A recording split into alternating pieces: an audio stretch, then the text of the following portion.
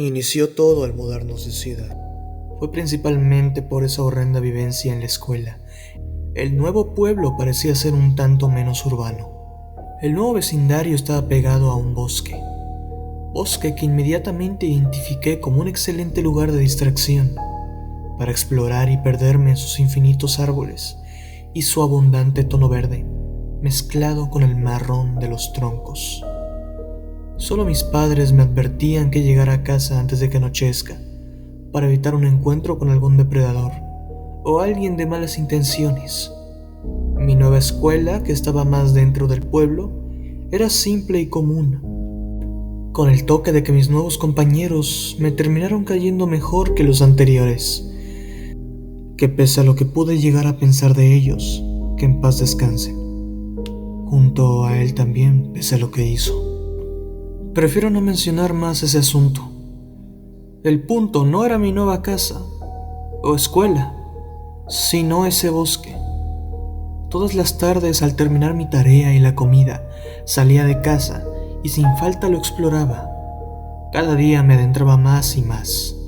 Empecé a elaborar mapas y hasta anotaba en una libreta las cosas que encontraba. Un ciervo, un árbol, un tanto más grande que los demás, un río, rocas enormes, en fin. Tras semanas de explorar el bosque, llegué a toparme con un extraño hombre. Medía al menos 1,90, vestía de negro, tenía un largo cabello rizado que cubría sus orejas y la parte de atrás del cuello. Al principio, por su imponente apariencia, no sabía si acercarme o alejarme, pero él me vio primero y con un grito me saludó. Me le acerqué desconfiado y él también hizo lo mismo. Preguntó por mi nombre y yo le respondí que era Rick. En realidad es Richard, pero le dije eso por desconfianza. Me contó que al igual que yo, todas las tardes salía a caminar, como simple pasatiempo. Me dijo que su nombre era Kasnovalek. Me sonaba extraño. Digo, en Inglaterra ese nombre sería el último que se me ocurriría para alguien. Supuse en ese momento que quizás era originario de algún país de Europa del Este, algo tipo como Rusia, Ucrania, Hungría, Polonia o Croacia. Le llegué a preguntar sobre si era del pueblo. No, yo nací en Eslovenia, me contestó. Mi suposición inicial había sido correcta. Más allá de decirle solamente que me mudé hace semanas y que era hijo único, él me comentaría que vivía solo, pero que solo estaba de paso, pues después abandonaría el pueblo. Nos despedimos y cada uno se fue por su lado. En ese momento me pareció un sujeto, si bien peculiar, nada fuera de lo común. Cuando volví a casa y el sol se ponía, mi vecino Edgar, un hombre de ya más de 70 años, levantó su mano y gritó mi nombre, preguntándome cómo me encontraba y qué tal el día. Le contesté con las respuestas de siempre, bien y ya. No era alguien que me transmitiera confianza. Siempre lo veía muy falso en todo, así que solo lo ignoré por ese momento. Esa noche una lluvia tuvo lugar, aunque no duró mucho. Me dispuse a dormir después, hasta que desperté en medio de la madrugada. Al volver a intentar dormir, escuché pisadas de charcos. Cuando me levanté para asomarme por mi ventana y ver quién era, pude verlo ahí caminando. Era ese sujeto, ese tal Kasnovalek, poco visible por su oscura vestimenta, acompañado de la oscuridad de la noche. Caminaba por la calle en línea recta, mientras el único ruido eran sus pisadas en los charcos. Con eso me quedó claro que ese tipo era un tanto más extraño de lo que pensé en un inicio. La mañana siguiente mis padres y yo amanecimos perturbados tras las noticias matutinas. Una mujer llamada Salma Hayek fue asesinada de manera brutal en su casa la noche anterior. Era una mujer con esposo y 2 hijos que se encontraban devastados. Fue encontrada en su patio sin sus brazos y piernas que habían sido amputados y que posiblemente su asesino se llevó. pues no las encontraron por más que buscaron. La sangre se me heló de inmediato, pues se supone que nos mudamos para escapar de la violencia que sufrí anteriormente.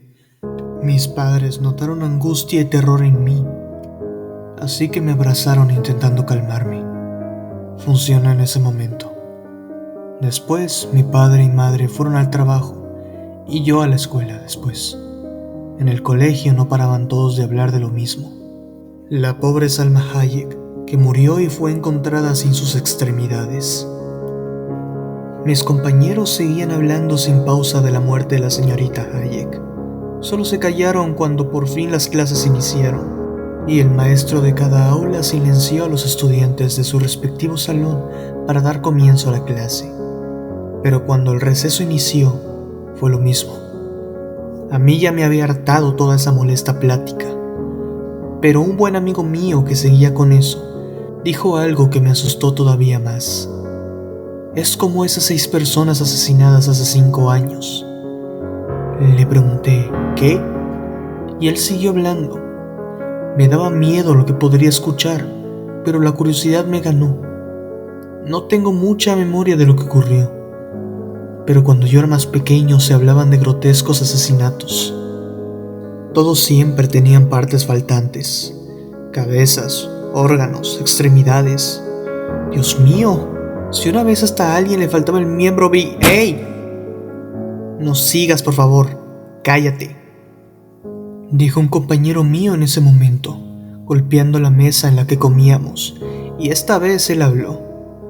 El punto con ese asunto es que nunca dieron con los asesinos, o asesino, pero por más que la policía investigó, nunca dieron con el responsable. Sin embargo, fue tan espantoso para el pueblo entero que todos poco a poco quisieron dejar de hablar de eso, como una manera de olvidar lo sucedido.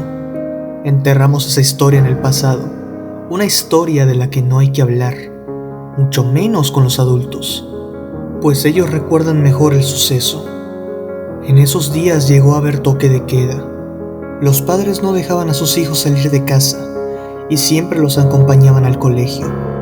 En general, la gente se sentía en un infierno que solo quieren olvidar que alguna vez estuvo ahí. Pero ahora que esos asesinatos volvieron, solo nos deja claro que debimos resolver ese misterio. Mi compañero terminó de hablar y el timbre sonó. Todos volvimos a clase y esa tarde al salir se encontraban varios padres en la salida recogiendo a sus hijos, los míos incluyendo. El miedo del asesinato debió alarmarlos. Al regresar a casa, mis padres me prohibieron salir. Tenían miedo de que fuera la siguiente víctima el asesino. Me la pasé viendo tele hasta que acabó la buena programación. Fue un día muy aburrido, pero esa monótona rutina continuó así los siguientes días.